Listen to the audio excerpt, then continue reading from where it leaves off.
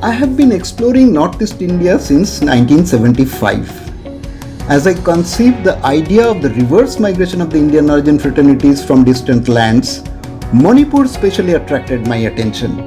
Manipuris have features similar to Bengalis and Marathas.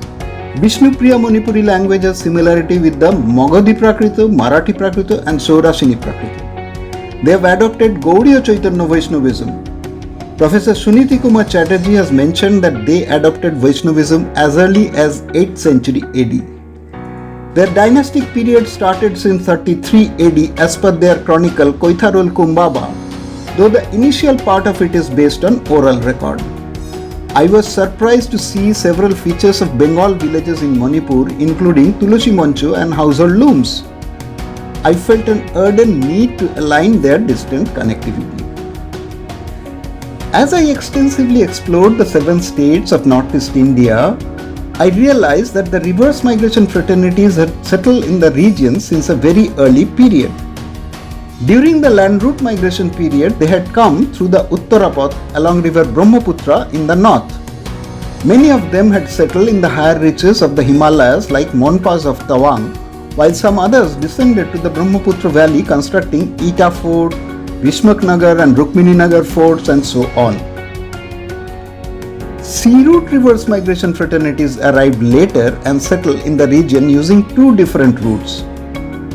One fraternity who arrived from the Red Sea region to the Bay of Bengal ascended along the rivers of Bangladesh to settle in Assam, Meghalaya and Tripura.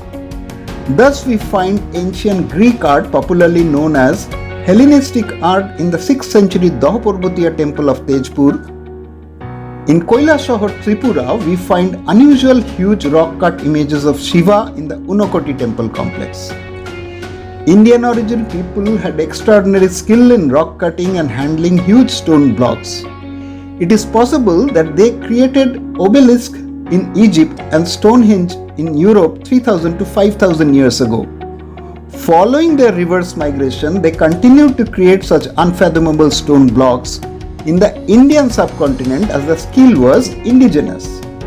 Natyang monoliths of Meghalaya, created till as late as 1883, are 8 meters tall and are quite comparable in dimension to that of the Stonehenge of England. In fact, the horizontal round plates about 1 feet thick are more difficult to cut, but they are not known to the world. The reverse migration fraternities from Red Sea region entered the Northeast Indian states from the east also, as they ascended along river Iravati and Chinwin.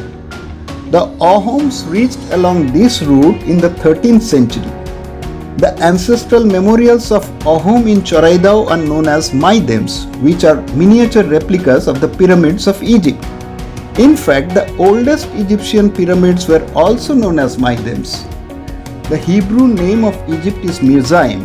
Mizos had been given visa by Israel as they were considered to be one of the lost tribes of Israel.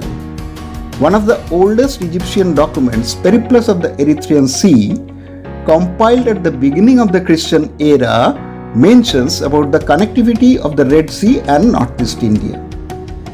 My extensive exploration of Northeast India provided me with definite evidences of its connectivity with the Red Sea region and Africa. I had to embark on an excursion to Egypt where, to my surprise, I found more evidences than I expected. Over a period, I could arrange the entire process of the onward migration of the Indian origin fraternities and their reverse migration back to India.